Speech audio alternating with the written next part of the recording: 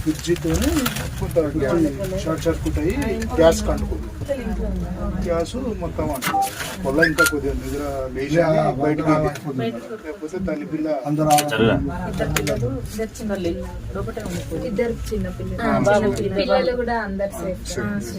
ఇది ఒకటే నష్టం జరిగింది. మనుషులు సేఫ్. వీళ్ళు అప్లై చేసుకున్నారా మరి మనకి మొన్న? డీలర్ లక్ష్మణ్ కూడా